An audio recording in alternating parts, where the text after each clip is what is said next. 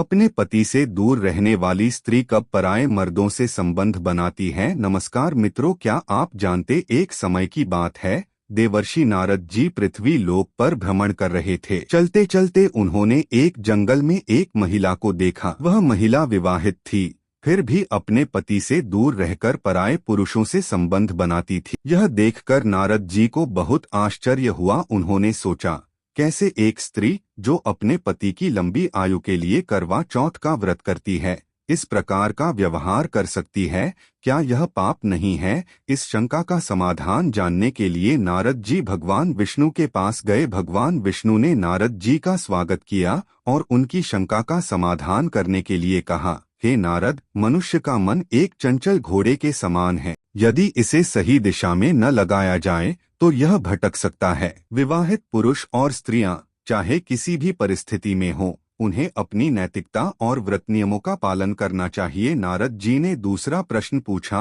हे प्रभु, स्त्री का वह कौन सा अंग है जो रात में बड़ा और दिन में छोटा हो जाता है? भगवान विष्णु मुस्कुराए और बोले, यह मात्र एक प्रतीकात्मक का उत्तर है। मन। रात के समय जब व्यक्ति शांत होता है, उसका मन विचारों से भर जाता है और यह अधिक सक्रिय हो जाता है। दिन में जब वह कार्यों में व्यस्त होता है, मन छोटा और सीमित हो जाता है। ये हमारे विचारों और कर्मों पर निर्भर करती है। भगवान विष्णु ने आगे कहा, इस संसार में सभी को अपने मन को नियंत्रित करना सीखना चाहिए। ही दिशा में सोचने और अच्छे कार्यों में मन लगाकर व्यक्ति अपने जीवन को सफल बना सकता है। विवाहित जीवन में विश्वास और ईमानदारी सबसे महत्वपूर्ण है।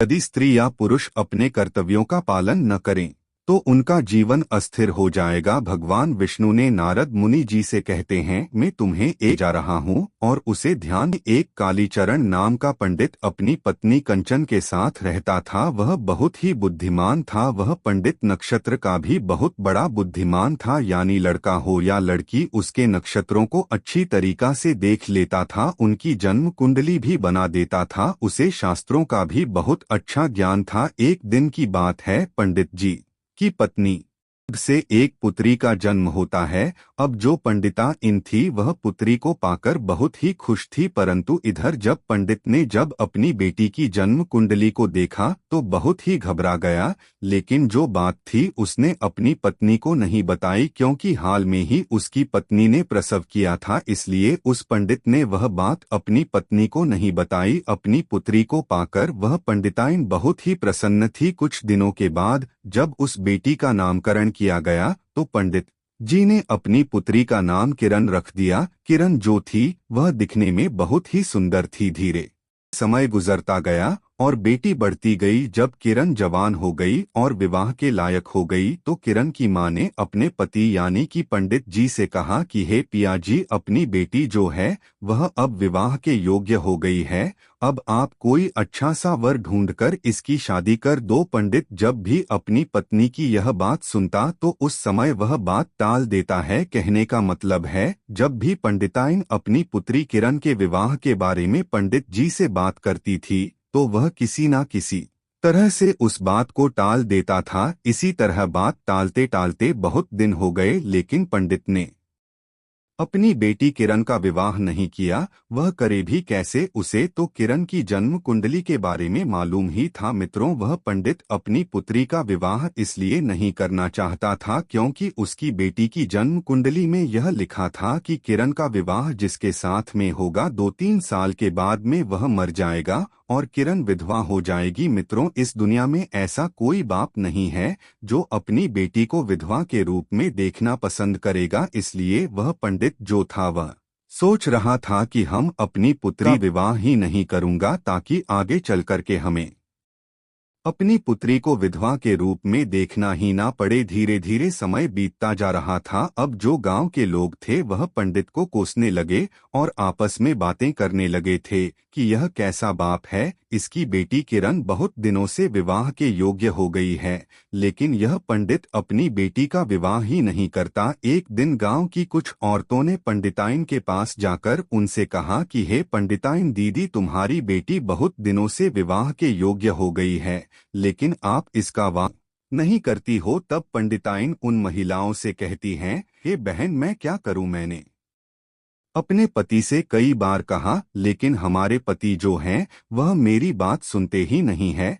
गांव की औरतों ने कहा, आप फिर कहो, बार बार कहो और अपनी बेटी का विवाह करवाओ। शायद तुम नहीं जानती, जवान बेटी को अधिक समय तक घर पर नहीं रखना चाहिए, उसके तुरंत हाथ पीले कर देना चाहिए। मित्रों, फिर महिलाओं की बात को सुनकर के वह पंडिताइन उन महिलाओं से कहती है, ठीक है, आज जब हमारे पति आएंगे तब मैं उनसे कहूंगी या तो इसका विवाह कर दो या तो इसका गला दबाकर अपने हाथों से इसे मार डालो। मित्रों, फिर पंडिताइन अपने घर के अंदर आती है और बहुत ही बैठ जाती है। शाम का समय होता है तो पंडित जी अपनी जजमानी से घर पर आते हैं तो पंडिताइन को क्रोध में बैठे हुए देखते हैं तो पंडित जी कहने लगे कि अरे भाग्यवान, क्या बात है, किसी ने कुछ कह दिया है क्या जो तुम्हारे चेहरे पर इतना क्रोध झलक रहा है? तो पंडिताइन ने सारी बात कही और कहा कि आपको तो शर्म है नहीं? अरे आपको तो लोग कुछ कहते नहीं, लेकिन पता है आज गांव की औरतों ने मुझे कितने ताने मारे और कहा कि कितने वर्षों से बेटी जवान है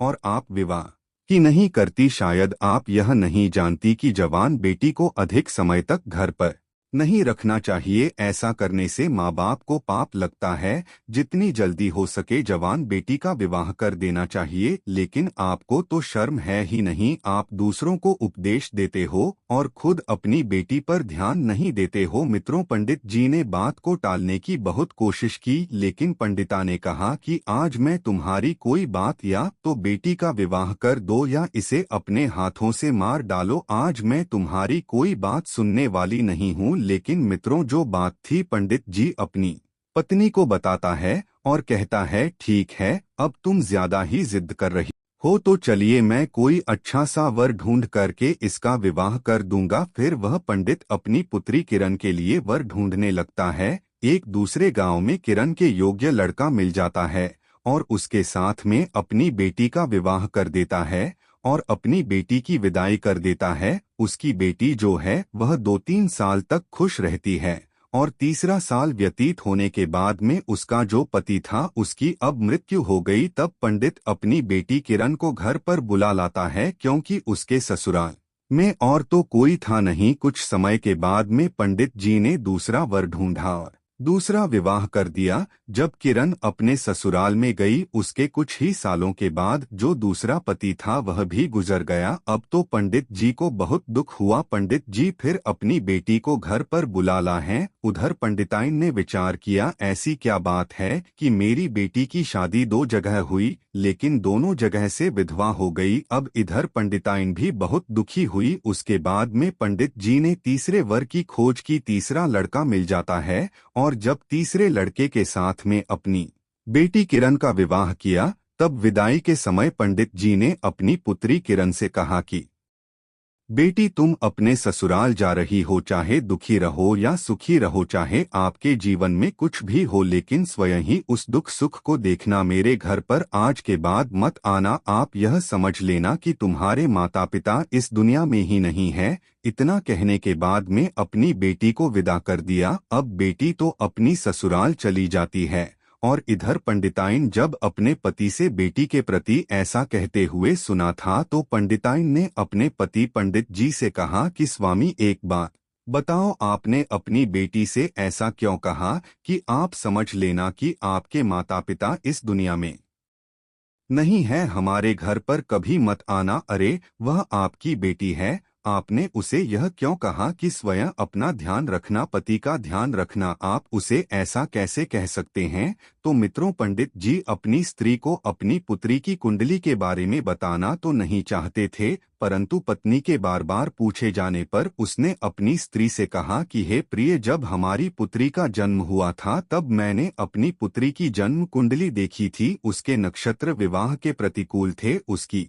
जन्म कुंडली में दोष था कि हमारी पुत्री का विवाह जिससे भी होगा वह 2-3 बाद मर जाएगा या उससे पहले भी उसकी मृत्यु हो सकती है। हे प्रिय, अब हमारी उम्र भी हो चुकी है, हम अपनी पुत्री को कब तक बैठाकर खिलाते रहेंगे? कल को यदि हम ना रहे तो हमारी पुत्री यहाँ क्या करेगी? अगर वह अपने घर पर रहेगी तो क्या पता भगवान की कृपा होगी और उसके पास बाल बच्चे हो जाएं, तो बड़े आराम से अपना जीवन गुजार लेगी, ससुराल में व्यतीत कर लेगी। मित्रों, अपने पति की बात सुनने के बाद उस पंडित की पत्नी को अपने ऊपर बहुत शर्म आने लगी कि मैंने अपने पति को कितना बुरा भला कहा, परंतु उन्होंने हमारी पुत्री का भला चाहा था, इसलिए उसका विवाह किसी से नहीं करना चाहते थे। मित्रों, अगर आपको हमारी वीडियो पसंद आई हो तो चैनल को लाइक और सब्सक्राइब कर दीजिए। चलिए फिर किसी मिलते हैं रोमांटिक वीडियो में, जब तक के लिए राधे राधे।